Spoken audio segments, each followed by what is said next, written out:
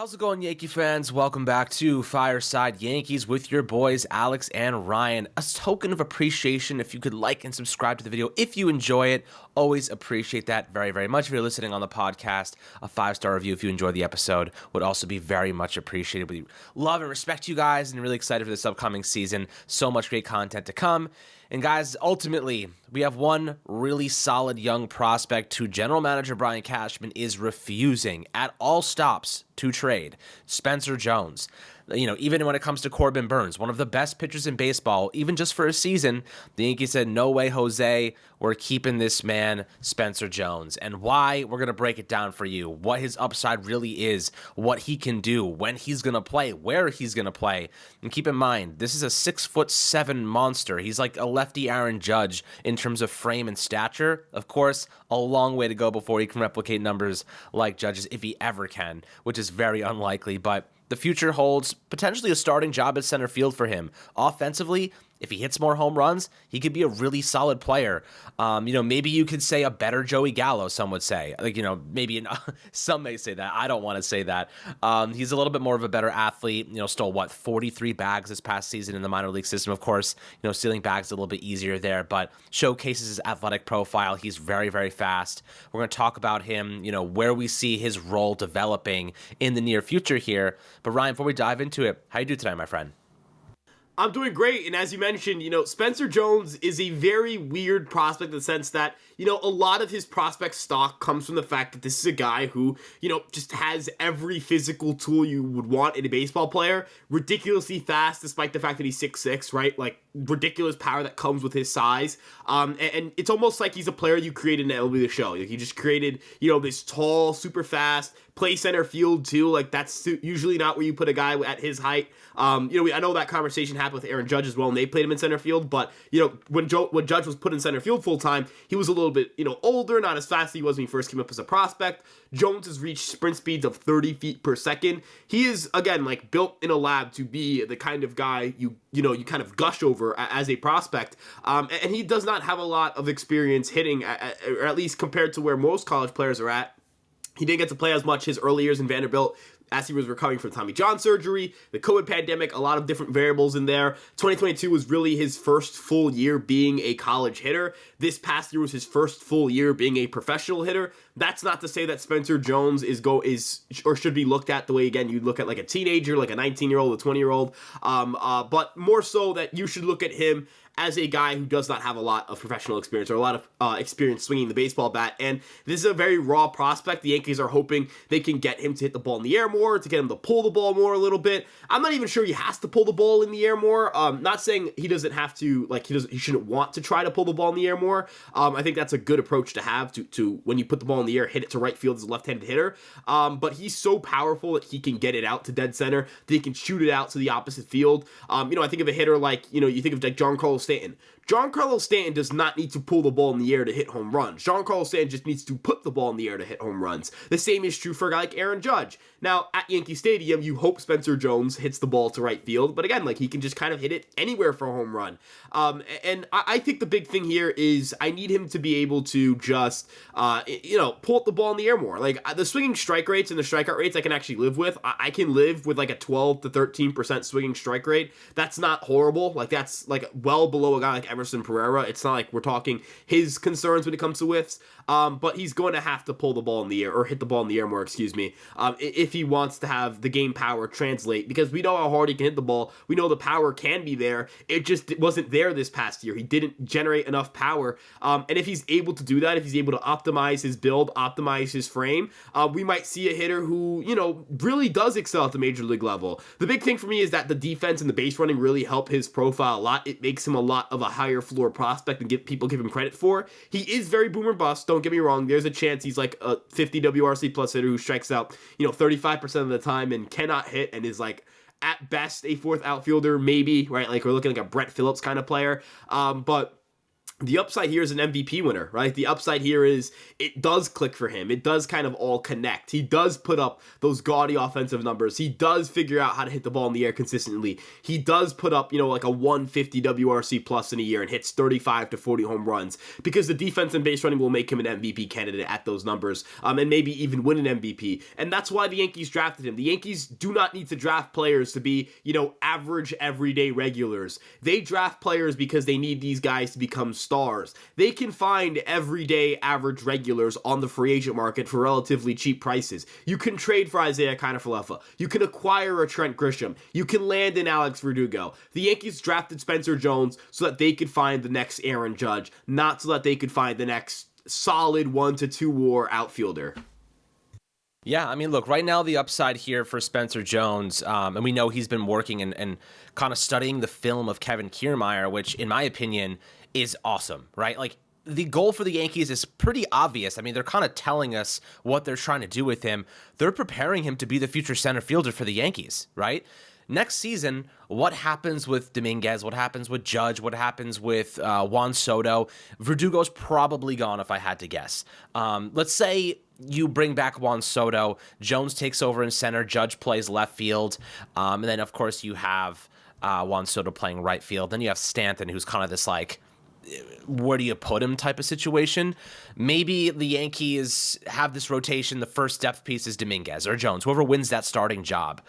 For what it's worth, Judge could play center field next year too. So, they let Spencer Jones and Dominguez just battle it out for the starting job. And, whatever one loses ends up being the first reserve, or, maybe they find ways to start them and they put Aaron Judge in the DH spot and maintain his, health, or they put Juan Soto in DH because, he's more of a defensive liability. Stanton gets kind of pushed to the curb in this situation. Maybe they just let him go if he has another bad year, but we'll see how that goes. I think that's a kind of a discussion for next year in terms of how they operate in that regard. But it seems to me they're preparing Jones to be the future center fielder here. How do you see this unfolding in terms of the alignment in the outfield in the future? Let's assume they bring back Juan Soto. How do you get Jones and Jason Dominguez both involved here?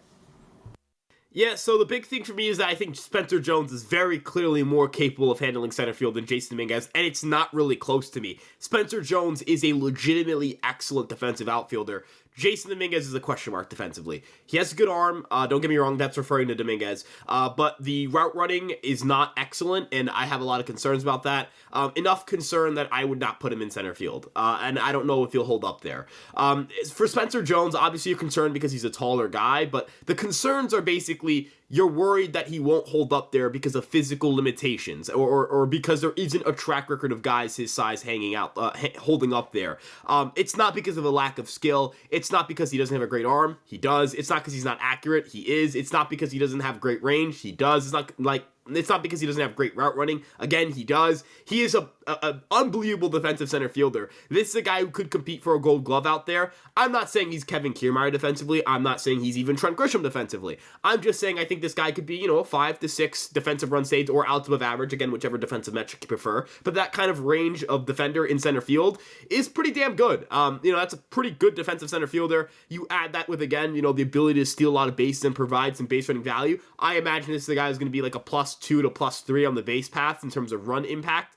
And then again, whatever you get from the bat, if you can just get above average production, that's a 3 to 4 WAR player, and a 3 to 4 WAR player is pretty damn good. Now, I know that Jason Dominguez is the more exciting offensive prospect, and I would agree. I think Jason Dominguez is a lot more polished, has a lot more going for him in that regard. Like, I believe Jason Dominguez is the more likely of the two to go out and put up like a 150 WRC plus. But I also believe that Spencer Jones is as likely, if not maybe a little bit more, depending on how you view defensive value or how Jason Dominguez comes back from Tommy John surgery. It might be a little more likely to, put up an 8 or 9 WAR season because of the defense, right? I know that, you're looking at outcomes. You have to look at them, in a spectrum, right? There's your floor, your ceiling, your median outcome. You kind of look at everything between 60th, 70th, 80th, 90th percentile outcomes, even 20th, like your 30th, 40th, 50th percentiles. It kind of all boils into this. I know this is all really mathy and whatever, but it boils down to what you end up falling on that spectrum. Jones's spectrum is very wide. There is that outcome where he, again, 9 WAR year, perennial MVP candidate, like Aaron Judge 2.0. And then there's like, Franchi Cordero, right? In terms of offensive output. But the defense does create a little bit of a better floor there because of the fact he's so good out there. He'll at least have some value to a major league team, right? The Yankees have rostered pretty bad hitters because they can play defense. Again, examples would be like Marwin Gonzalez or Tyler Wade. They can just play defense, so you keep them on your roster. And I think that that's going to keep Jones at the major league level, or at least going to give him looks at the major league level. Whereas Dominguez, a lot of it is the bat. It's really hard for me to imagine Jason Dominguez not being a good hitter because he has so many physical tools. And he'll at least in my opinion, hold his own in the outfield. Not great in center field, but he'll be fine in the corner outfield spots. These guys are two very different prospects, and I think that people sometimes they look at Jones being over Dominguez or Dominguez being over Jones and think one or the other is outrageous and try to compare the two. They are extremely different. They're remarkably different. They have completely different flaws, completely different strengths, completely different builds. Like Jason Dominguez is this stocky 5'9", maybe 5'8", kind of like in that 5'8 to 5'10 range. Freak of nature. You have no idea how he's so fast at that build. Jason Dominguez is this tall, lanky, or like this guy can hit the ball 1,000,000 miles an hour, and I have no idea how he's 6'6" and can move like that. These guys are very different, and they're physical specimens, and they're anomalies in that regard. If you look at load and score, Spencer Jones was in the top 0.82%. That is not, some error here. He is within the top 1% of athletes in that metric. He is a physical anomaly. Like, he is just somebody we have not seen before. He is somebody you will probably never see again, at least in the near future, in terms of athleticism in the Yankee organization. This is, I know I said this earlier, and I'm going to just hammer this point again. These are the kinds of players the Yankees need to have in their organization, right? Physical anomalies where there's the outcome they become superstars because, again, the Yankees can find league average, right? I mean, God forbid they don't have a center fielder because somebody gets hurt. You just throw Trent Grisham out there. God forbid, entering this year, they lost Jason Dominguez because of Tommy John surgery. That likely pushed them to get a guy like Alex Verdugo a little bit more aggressively. You could just find an Alex Verdugo. You can just trade for one, you know what I mean? I'm not saying they grow on trees, but they kind of do, right? You can league average players are everywhere, right? You can find these kinds of players. The Yankees don't need to waste, I'm not saying it's a waste of time to develop a league average player, but I don't want the Yankees to use a first round pick on, this guy's a good hit tool, he has limited power, he has a limited ceiling, but he has a good chance of making the major leagues. That player isn't going to excite me. That player isn't going to move the needle for me. The Yankees might have 5 or 6 players in the organization who can do that for them, right? You draft the Chase Hampton because the fastball's really good and the upside's excellent. You draft a Will Warren because the stuff is top of the line and upper echelon. You don't care about the reliever risk, and you don't care about the fact that they may not be able to be full-time starting pitchers and might end up in the bullpen because the upside is these guys compete for like top of the rotation spots. You know what I'm saying? So, in regards to Spencer Jones, I don't want to sit here and place the expectation of an MVP winner, of Aaron Judge, of this or that, or whatever it may be. But I do want to point out, you can say that we need to be realistic, which we do need to be, but the upside is unbelievable. This guy might be one of the best players in all of Major League Baseball if he hits his ceiling. And I need people to really grasp that fact. And I think that's the kind of narrative that the Yankees follow. They see a player that has that type of upside, and they're willing to say to themselves, look, we know this guy has generational power, really good athletic profile, could be a tremendous defensive asset. And they say to themselves, why do we want to trade that potential away? And you look at other players, right? Like guys we've traded in the past, whether it be Drew Thorpe or whatever, they have their weaknesses. They have that. Maybe they're not going to be the best player. They don't have the potential to be one of the best players in baseball. Maybe one of the best players on the Yankees, or even a mid-rotation guy. But, Spencer Jones has the skill set and the aptitude to be one of those top 10 guys. And you don't trade that for 1 year of Corbin Burns. You know what I mean? You don't trade your future because the Yankees are following probably a similar path to how they operated with Judge and applying that to Spencer Jones. They're getting him incorporated. He's already with the top team right now, in spring training. They're getting him acclimated, letting him see MLB pitching. They're doing everything to help him reach that level, tweaking his stuff. He has the work ethic. We've interviewed him. Great dude, tons of potential. He knows it. He's a confident guy. And look, I feel as though they have 2 of those guys. It's not just Spencer Jones, it's Jason Dominguez as well. He's 21 years old now. He's already hit a homer off of Justin freaking Verlander, guys. What more could you ask for? You have 2 players that have the capacity and the talent to be top 10 players in baseball. You know what I mean? They have the capacity to be elite level quality players. The probability of getting one of those guys is low. Now you have 2 of those guys. The probability increases of one of those guys panning out because you have 2 of them. So Nothing is guaranteed. A lot of work still left to go to get those guys where we want them to be. But are we really going to stop at the 1 yard line right before they get to the MLB, right before they have a chance to prove their worth? Are we going to not hand the ball off to Marshawn Lynch? I'm kind of riding with that analogy lately. You're gonna throw it to freaking Malcolm Butler? No. You hand the ball off to Marshawn Lynch. You see what they have. You don't stop at the 1 yard line and trade it for a 1-year rental. It's ridiculous. I think a lot of people are in agreement with us on that case. But, it's evident. They don't want to trade these guys. They don't even care if it's Corbin Burns. They don't care if it's Juan Soto. They're not willing to trade these top prospects who have elite upside. And I think that's the right move. Some might call us prospect huggers for that. I call this looking to the future. Our team is very good right now. Aaron Judge and Juan Soto and Garrett Cole will carry a team by themselves. You don't need to leverage 2 elite level prospects who could be, and think about Spencer Jones and Dominguez, how much money you save if those guys pan out. Think about where you can invest that additional money. If those guys are great MLB players, you're talking about 6 years of cost-controlled talent at the outfield at a very high productive rate. You can take that money and think about it, paying $31 million to Juan Soto right now and $8.2 to Alex Verdugo and $35 million to Aaron Judge per season. You take, or $40 million, whatever it is, you take all that money and you say, well, now we have 2 guys making under $1 million per season.